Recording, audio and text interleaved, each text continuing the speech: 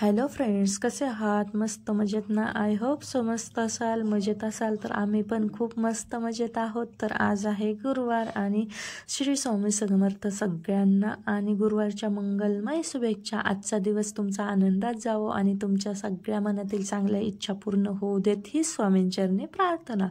तर आणि आपल्या चॅनलवरती तुमचं मनापासून स्वागत. तर आय होप सो तुम्हाला हा व्लॉग पण आवडेल. सो व्लॉग एंडपर्यंत नक्की पहा. तर आजच्या व्लॉगची सुरुवात खूप सकाळ सकाळ झालेली आहे आणि हे पाहू शकता उंबरठा पूजन वगैरे मस्त असं करून घेतलेलं आहे. छान अशी रांगोळी घातलेली आहे. आणि कसं आहे ना, गुरुवारच्या दिवशी लवकर उठून माझा हा नित्य सेवेचा कार्यक्रम चालूच असतो आणि गुरुवार, शुक्रवार आणि मंगळवार या तिन्ही वारी तर उंबरठा पूजन मी कंपल्सरी करते. एरवी एखादा दिवस इकडे तिकडे होतो, पण डेली करायचं ट्राय करते. पण मुलांमुळे कधी होतं पॉसिबल, कधी नाही, कारण खूप कामाची दगदग असते, घाई गडबड, सकाळची धावपळ, ह्या सगळ्याच गोष्टीत वेळही भेटत नाही. पण वेळात वेळ काढून जेवढं मला करता येईल तेवढं तर मी सध्याला करायला घेतलेलं आहे.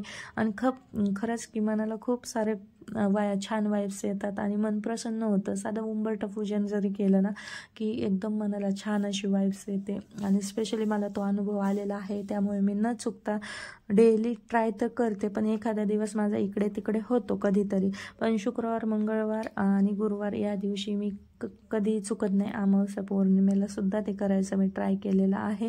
तर त्यानंतर सकाळी लवकर उठलं नाही, ह्या कारणाने लवकर उठलं जातं आणि नंतर उठून सगळी कामं पण व्यवस्थित आवरली जातात. 10-11पर्यंत इझिली कामे आवरतात. पण एखाद दिवशी चुकून उशीर झाला ना की मग दिवसभराचं रहाटकाडगं चालूच असतं कामाचं आणि कामं खूप रेंगळली जातात आणि दिवसभर कामं ती उरकत नाही आणि अख्खा दिवस आळसमध्ये निघून जातो किंवा लेझी जातो. त्यापेक्षा सकाळी थोडंसं लवकर उठायचं, कष्ट घ्यावं लागतंय.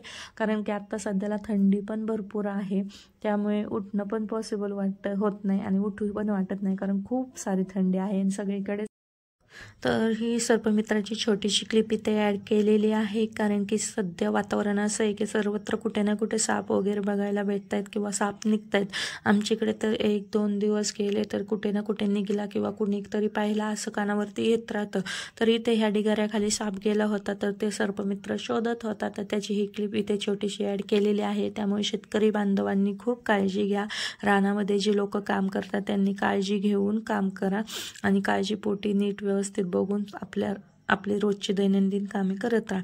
त्यानंतर कारभारी घरी असले ना की भरपूर अशी मदत होते आणि एक्स्ट्राची कामं आमची केली जातात. तर हे आम्ही सरपण खूप साऱ्या शेकोटीसाठी काढलेलं आहे आणि तसंच म्हटलं चूल पण पेटवता येईल, या साऱ्या गोष्टींसाठी आम्ही एवढं सरपण काढून ठेवलं.